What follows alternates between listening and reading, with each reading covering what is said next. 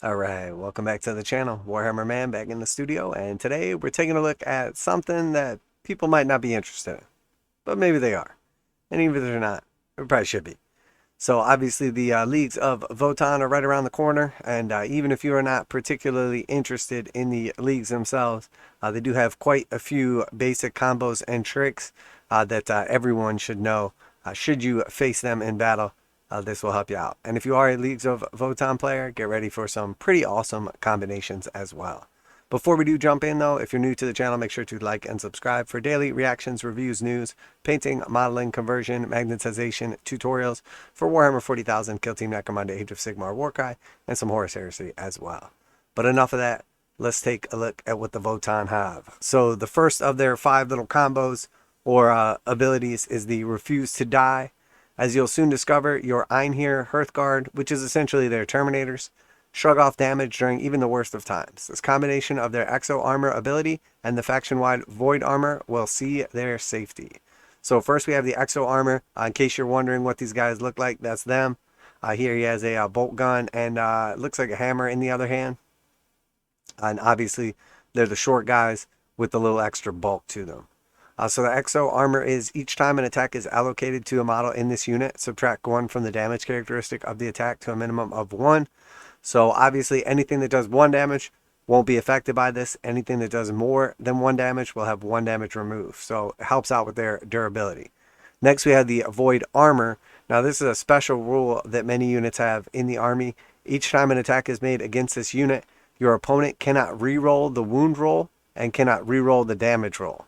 So that is a pretty strong ability. Obviously, lots of things allow you to reroll wounds, and some things reroll damage as well, including like command points. In this case, not going to happen. You cannot reroll the wound or the damage. So that substantially cuts down on the amount of actual damage they take, especially when you take into account the subtract 1 from that damage. You know, now if your opponent rolls a 1, if they roll a 2, they're still going to only take 1 damage. And then if they roll, you know, a 3 or higher, you could potentially take more. But they cannot re-roll that, which is pretty awesome. Each time an attack is allocated to a model in this unit, the armor penetration characteristic of the attack is reduced by 1 to a minimum of 0. So obviously they have a nice save being sort of like the Terminator equivalents. But on top of that, they reduce the AP by 1. So the first AP point basically just gets pushed away. With their 2+ save, simply stick your Hearthguard in light cover. Means your opponent will have to hit them with AP -3 or better to even scratch the paint. If it looks like even that might not be enough to kill them alive, keep them alive rather, you can always drop a command point on Overcharged Shield Crest to take the edge off any high strength attacks. So they're already 2-up save, and if they're in light cover, they would go to a 1-up save. So pretty awesome. And then obviously they ignore the first AP. So the first AP does nothing. The second AP takes them to a 2-up save.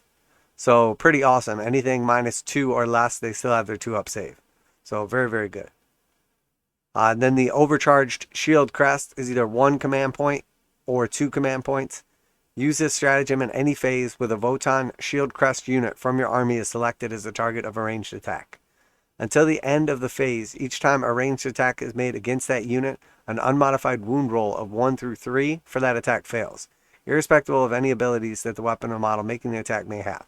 If the unit contains 5 or fewer models, its stratagem costs 1 point, otherwise it costs 2 points. So 5 or less guys, it's 1 command point. If it's a big squad of over 5, it is 2 command points. And you do this at when they're selected as the target of a ranged attack. So your opponent's about to shoot something big at this unit, you spend the command point or possibly 2, and until the end of the phase, an unmodified wound roll of 1, 2, or 3 fails. So now they have 1, 2s, and 3s fail, and they can't re-roll, and it's -1 damage, and it's got great save, and there's just, it's a pretty durable unit. You see them probably standing up similar to a Terminator unit. The main difference, I would say, probably is whether or not they have the ability to regenerate. If they have the ability to get guys back, that puts them as durable as some of the most durable units in the game. So next unit we have 4, Stay in Touch. Rerolls to hit are always handy, but when you take into account the devastating effects of the Eye of the Ancestors, they're even better, increasing your chances of automatically wounding your hated foe. This is where your call's Kindred Hero ability comes in. So we have the Kindred Hero Aura. So while a friendly League's core unit is within 6 inches of this model, each time a model of that unit makes an attack, reroll a hit roll of 1. So this is like your character, giving you rerolls to hit the same way like a captain would, similarly. And it's normally only 6 inches core. Crucially, the aura's 6-inch range can be hugely extended with the wonders of kin science. Your units of Hearthkin Warriors and Hernkin Pioneers can all be upgraded with the multi-wave comms array, enabling your call to guide them from up to 24 inches away. So the multi-wave comms array, the bearer's unit gains the comms keyword. Whilst the bearer's unit is within 24 inches of a friendly call, the bearer's unit is considered to be within range of the model's Kindred Hero Aura ability. So this is an upgrade you buy for your units that let them get access to that instead of just within 6 inches, within 24 inches. So for like your pioneers where you're going to want to be scouting them ahead of time or holding an objective or something like that, this could be very strong. Obviously, any core unit could benefit from it if they pay the points. So then next we have there is no substitute for experience. For specifically, I'm talking about Experience I, the Warlord trait unique to your League's high call. So Experience High is a Warlord trait. In your command phase, this Warlord can use their Grim Efficiency ability one additional time, but only if you select an enemy unit that has not already been selected for this ability during this phase. So you can basically just use this ability twice in the phase, but it has to be against different units. In order to field a high call, you will have to promote your call to the Votannic Council, or in the case of the Greater Thurian League, you can include Uthar the Destined in your army instead. So Uthar is a special character. Otherwise, you just need to upgrade to the Votannic Council. So obviously you have your Votannic Council. You can get the call, +2 power, 40 points. Grimnir, +1 power, 25 points. Or Brokir Iron Master, which is +1 and 25 points.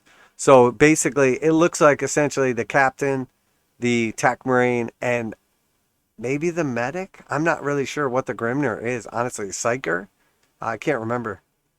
Whatever your league choice, the upgrade's totally worth it. Not only will you be able to dish out 2 judgment tokens each turn using Grim Efficiency, but you can include both a high call and call in the same detachment, thereby avoiding the Hero of the Oathbound limit of 1. Why include both? Because the only thing better than using Grim Efficiency twice per turn is using it 3 times.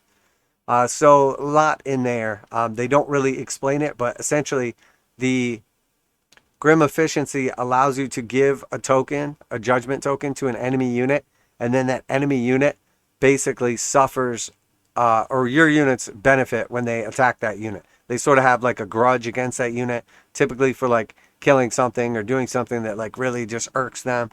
So I believe it's when you hit with a 6, you automatically wound. But I'll have to double check on that. Again, there's a lot of rules, and quite a few of the rules for the combo are kind of left out here. So 2 is Go Berserk.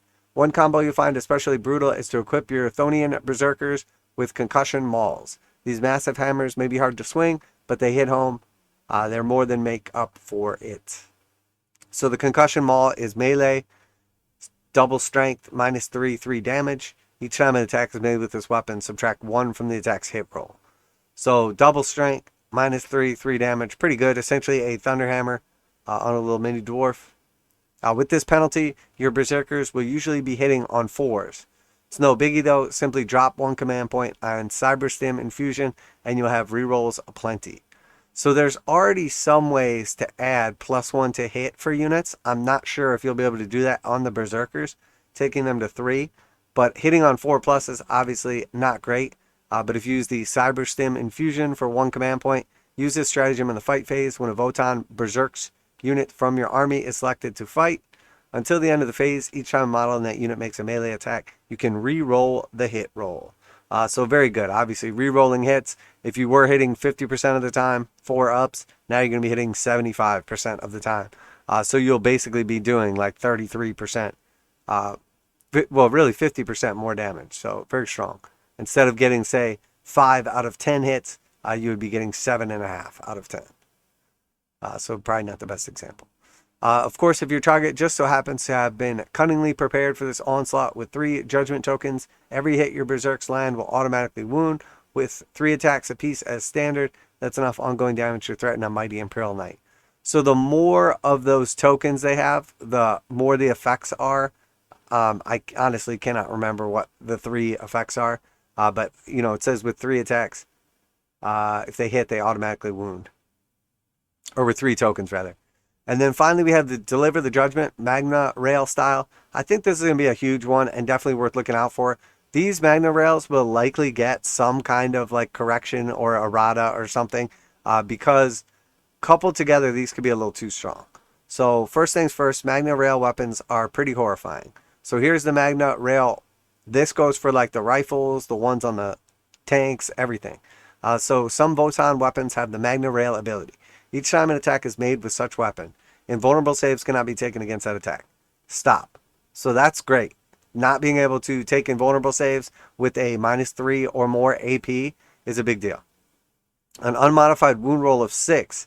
Excess damage that weapon inflicts is not lost. Instead, keep allocating excess damage to another model in the target unit until all the excess damage has been allocated or the target unit is destroyed.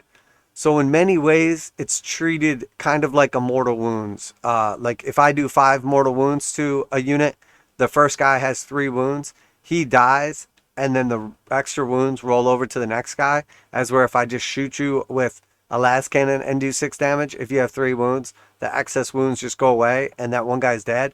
With this, on an unmodified wound roll of 6, the extra damage gets allocated still. So very, very strong in certain situations. The key here is that when a hit roll against a unit with the judgment token activates the Eye of the Ancestors, it also counts as an unmodified wound roll of 6. Exactly what you need to turn your Magna Rail weapon from an anti-tank gun into an anti-everything gun. So let's listen to that again. The key here is that when a hit roll against a unit with the judgment token activates the Eye of the Ancestors. So if it has 1 judgment token and then you hit it with the 6 to hit, it also counts as an unmodified wound roll of 6. So the 6 to hit automatically wounds, and then it wounds, and it counts as having rolled a 6 to wound. So now that means that your hit of 6 triggers your special ability, which is obviously very good. And for context, check out the Marauderist profile of the Heavy Magma Rail Cannon that can be mounted on the mighty Hecaton Land Fortress. So this is the big gun on the Land Fortress. This or the conversion beamer thing. So the Heavy Magna Rail Cannon. So this is the vehicle one, so it's really good. Much better than just your standard one. But it is range 36. It has the Magna Rail ability, so it ignores invulnerable saves and has that rollover damage. And then it's Heavy 1, Strength 14, AP -4, 2d3 plus 6 damage. So at AP -4, ignores invulnerable saves. That's obviously very, very good. And Strength 14, it's probably going to be wounding most things on either a 3 or a 2. Obviously, if they're toughness 7, it wounds on a 2. If they have a 3-up or better armor save, they're not getting any armor save. And then on top of that, the damage on this thing is 2d3 plus 6. So you're going to average a 2 and a 2 for your 2d3 plus your 6 damage. So it averages 10 damage. So now if you rolled to hit and got a 6, it automatically wounds, and the wound becomes a auto wound and triggers that special ability. So now the 2d3 damage, you roll that, you get an average of 4 plus the 6. So now it's 10 damage. So just picture a couple of targets that you're shooting at. So for instance, let's say we're shooting at Primaris Marines unit. Let's say 5 guys. So we hit the Primaris Marine unit of 5 guys. We wound 14 against 4. You're going to need 2s to wound. It auto wounds with a 6 instead. Now it's AP -4, so Space Marines would take 1 away from that, so it would go to AP -3. So their 3-up save would go to a 6-up save, and then you would now have 10 damage to allocate. So basically, you know, maybe you allocate 10 damage and none get saved, maybe 1 or 2 get saved, but you basically, with a single shot, wipe out like 4 or 5 Space Marines. And if it was a unit of gaunts or something like that as well, you know, you shoot the same thing at a gaunt, you hit the gaunt, and then you automatically wound with the 6. So now you have 10 damage. So it just kills like 10 individual gaunts. And What about a vehicle? You know, shoot it at, you know, a land raider or something like that. So land raider, you know, you're going to wound on 3s, but it auto wounds and counts as a 6. So you hit the thing, you wounded the thing. Again, it has a, you know, 3-up save, -1, or 2-up save, -1. You know, you're talking about 5s or 6s, depending on if it's in cover, etc. And then again, 10 damage, going basically straight through. Definitely some power. Now, they can't take a ton of these. You know, we've only seen one of these big guns on the land fortress so far, and then a couple smaller ones on the snipers. But there's definitely some combos here that could be pretty phenomenal. I mean, just doing like a flat 10 damage to whatever it hits and not having to worry about, you know, it rolling over, not having to worry about it getting wasted. Very, very good. So, super cool new little thing. Definitely some combos. We're going to see some durability. We're going to see some hard hitting. But obviously we know they are slow. They have some tricks for that and everything. But I'm definitely looking forward to the codex to see what exactly they have going on. So let me know what you think of this. Are you frightened of them? You just know what to avoid now. As a final gift of wisdom to the Votann, I'll leave you with a sneak peek of the unique ability of Uthar the Destined. So Ancestral Fortune. So this is a special character. Once per battle round, when you make a hit roll, wound roll, damage roll, or saving throw for this model, or a friendly greater Thurian League unit within 6 inches of them, you can change the result of that roll to a 6 for any rule purpose, thus count as an unmodified 6. So that's for a hit roll, a wound roll, or a damage roll, and it's only for a friendly Thurian League unit within 6. So I guess that's one of the like faction choices, or I can't think of what they're called for them. That's right, you can simply make your heavy magna rail cannon hit roll into a 6. So I guess that would have to be, you would have to be playing with the Greater Thurian League. And that would be like, basically, I can't think of the name of it. It's like your chapter. So you change it to a 6. If the target has any judgment tokens, also makes your wound roll of a 6. So you give them a judgment token. You use this guy's ability roll to make it an auto 6. And then the auto 6 to hit becomes an auto 6 to wound. And then the auto 6 to wound lets all of the damage roll over. Pretty awesome. So that's 2 6s for the price of 1. It means that unless they have a 2+ save, you can look forward to suffering 8 to 12 wounds, which of course will spread throughout the unit should any models be slain. So yeah, pretty cool. Obviously we had some issues with the Eldari special abilities and the 6s counting as auto wounds of 6 as well, for like shuriken weapons. So for like the Blade Storm, if you're not familiar with that, it was basically just a combo that was just a little too good. So I had to come back and fix it. I would imagine we'll probably end up seeing something like this. Let's be real. We know that GW likes to overpower stuff initially to help sell. And then once it is, you know, they reach their maximum sales and everything, they tone it back down to make it a little more balanced, a little more fun. It's just their style. I mean, they're a company, you know, it says pretty clearly everywhere that their main goal is, you know, making and selling miniatures. They don't talk anywhere about making good games or fun games or competitive games. They literally just talk about making the best miniatures. So don't expect them to go out of their way to make the gameplay fair all the time. Sometimes you got to expect that they're going to do stuff to sell product because that's their main goal. So, but let me know what you think. Are you guys excited for this? So far, seems like a pretty mixed excitement for this. I think finding out that the new box set is only $200 and it's right around the corner definitely builds up a little excitement for me. I was kind of a lull there for a while. I don't know if it got delayed or what the deal was, but I was pumped, then it kind of died down. Now I am excited again, so I'm definitely going to be picking up the box set. We'll go through the codex and everything, talk about some cool combos, good units, and maybe some army composition as well. But let me know what you think down below. We'll go ahead and wrap it up there. That is it for today. Obviously, if you're into daily videos, reactions, reviews, news, painting, modeling, conversion tutorials, make sure to like and subscribe for Warhammer 40,000, Kill Team Necromunda, Age of Sigmar, Warcry, and some Horus Heresy content as well. But that is it for today. I am Warhammer Man. This is Warhammer Man Studios, and I'm out of here.